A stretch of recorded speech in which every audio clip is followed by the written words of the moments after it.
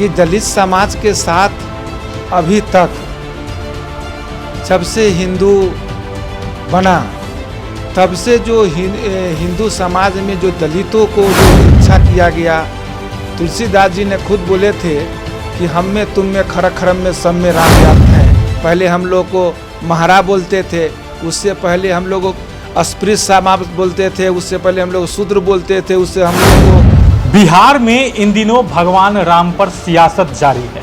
बिहार के पूर्व मुख्यमंत्री जीतन राम मांझी ने राम को काल्पनिक बताया, जिसके बाद सियासत जारी है। ऐसे में तमाम पार्टियों के अलग अलग नेताओं के अलग अलग विचार हैं।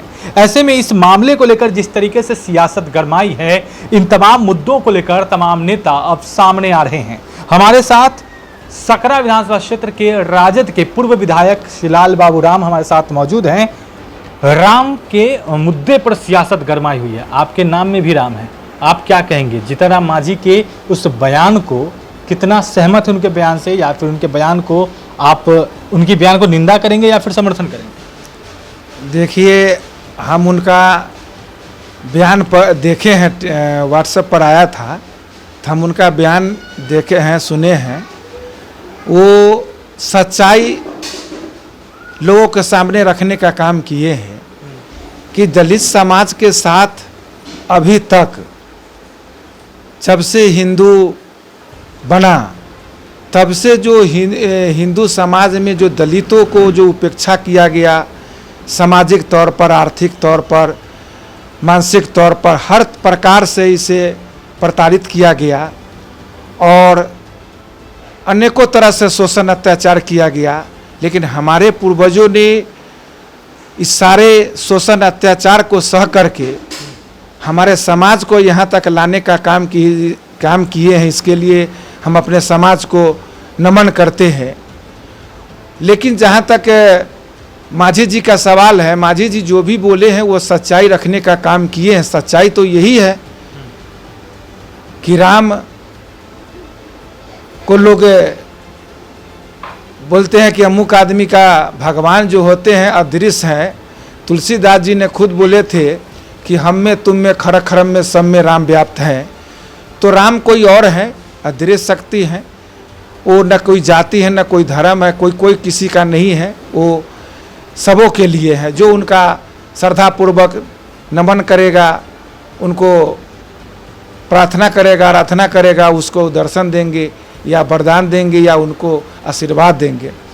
तो यहाँ पर जाति, भगवान को भी लोग जाति में बांटते हैं। तो इस पर उनका बयान था। तो हम समझते हैं कि मांझी जी कोई गलत नहीं बोले हैं, वो सच्चाई रखने का काम किए हैं। विधायक जी, आपका जो नाम है लाल बाबू राम, उसमें भी राम है। ये कौन राम है? ये वो अदृश्य राम है या अयोध्या के जो नरेश दशरथ थे उनके पुत्र राम है? ये कौन राम है? देखिए, वो राम जो है रामायण में लिखा हुआ है कि राम जो है 4 भाई थे, वो दशरथ जी के पुत्र थे। और जहाँ तक मेरे नाम में है तो मेरे जाति के आधार पर, हम रविदास जाति से आते हैं। रविदास जाति का राम टाइटल है, हम लोग को राम है। पहले हम लोग को महारा बोलते थे, उससे पहले हम लोग अस्पृश्य समाज बोलते थे, उससे पहले हम लोग शूद्र बोलते थे, उससे हम लोग को न जाने कितने नामों से मुझे पुकारा गया है।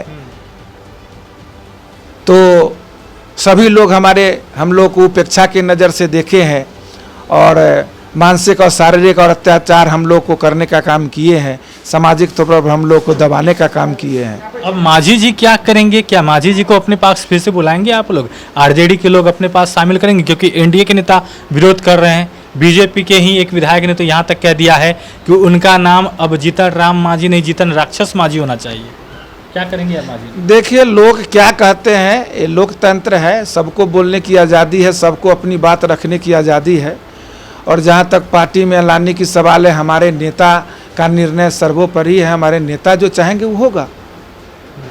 बिहार में इन दिनों जिस तरीके से राजनीति गरमाई हुई है, 27 तारीख को अब जातीय जनगणना को लेकर भारत बंद भी करने वाले हैं आप लोग। कितनी तैयारी है, क्या कुछ होगा जातीय जनगणना को लेकर? एक तरफ राम पर राजनीति, दूसरी तरफ जाति पर राजनीति, कितना तैयार हैं आप लोग भारत बंद के लिए? देखिए, अभी हम लोग को पार्टी का निर्देश के आदेश का हम लोग को इंतज़ार कर रहे हैं। जैसा उनका आदेश होगा वैसा हम लोग करेंगे।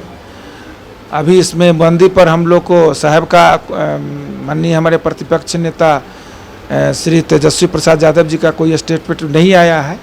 और जहाँ तक कि जनगणना के सवाल है, हमारे पार्टी के लोग कई बार धरना प्रदर्शन बंदी करने का काम किए हैं, सड़क से लेकर के सदन तक बात रखने का काम किए हैं कि प्रधानमंत्री से भी हमारे नेता मिलने का काम किए हैं कि जाति आधारित जनगणना होनी चाहिए।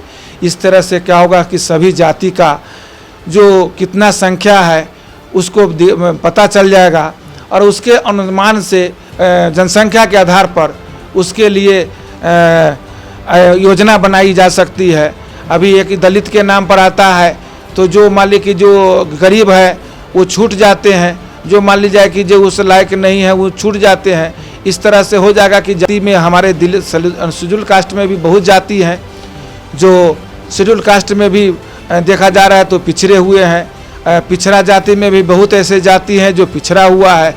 तो ऐसे सभी जाति का अगर आबादी उनका जनसंख्या आ जाएगा तो उसके आधार पर उनके लिए योजना तैयार करने में बनेगा जिससे उनको डायरेक्ट लाभ मिल सके। तो हम समझते हैं कि जाति की जनगणना होता है तो बहुत अच्छा होगा। हम लोग इसके जाति जनगणना हो इसके लिए हम लोग हमारे पार्टी हम लोग सभी लोग मांग करते हैं। बात आपकी विधानसभा क्षेत्र की कर ले जहां से आप विधायक थे, सकरा विधानसभा क्षेत्र, वहां के जो यानी जो अभी के वर्तमान विधायक हैं उन पर ये आरोप लग रहे हैं कि अभी जो बाढ़ का माहौल था, लगभग तमाम क्षेत्र जो है वह बाढ़ से प्रभावित है, वो वहां पर नहीं पहुंच रहे थे। आप उनको क्या कहेंगे जो यहाँ के विधायक हैं? आप यहाँ के विधायक रह चुके हैं पहले भी। देखिए, हमने क्षेत्र का भी दौरा किया है। बाढ़ में हमको सकरा विधानसभा के एक एक पंचायत बाढ़ के पानी से या वर्षा के पानी से सब बाढ़ग्रस्त थे।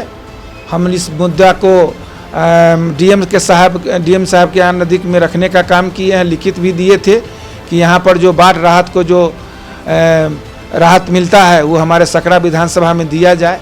लेकिन डीएम साहब अभी तक नहीं सुने हैं, क्योंकि वो कैसे सुनेंगे, क्योंकि सरकार जो है ये जनता विरोधी है। आपको देखे होंगे कि मैंडेट हमारे माननीय मुख्यमंत्री श्री नीतीश कुमार जी को नहीं मिला था। मैंडेट आपको पूरे बिहार में माननीय प्रतिपक्ष नेता तेजस्वी बाबू को मिला, लेकिन इन्होंने अपना तंत्र को पूरा उपयोग किए और जीते हुए हमारे उम्मीदवार को, जीते हुए हमारे विधायक थे उसको हराने का काम किए और चोर दरवाज़ा से जो है मुख्यमंत्री बनने का काम किए हैं। यह दिखाई पड़ता है। और इनके दल से जो लोग भी जीत के आए हैं वो तो जानते हैं कि हम जीते हुए नहीं हैं, इसीलिए जनता पर ध्यान नहीं देते हैं। सकरा विधानसभा में 37 पंचायत दहा हुआ था, एक बार भी कोई लोग नहीं आए, न सरकार के प्रतिनिधि कोई लोग आए, न कोई उनका जनता प्रतिनिधि है वो आए, न माननीय विधायक जी आए। हालांकि उनका स्वास्थ्य सुने थे कि उनका खराब चल रहा है। हम कामना करते हैं प्रभु से कि बहुत स्वस्थ होकर के फिर क्षेत्र में आवे और लोगों के बीच जो बहुत समस्या है उनको सुने।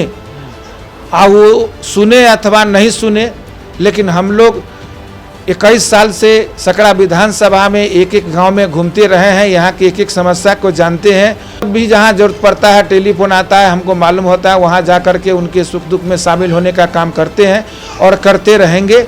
ये हार जीत होता रहता है, हम प्रतिनिधि रहे अथवा न रहे, हम क्षेत्र के सेवा करते रहे हैं, क्षेत्र के लोगों के प्रति हम समर्पित थे, हैं और रहेंगे।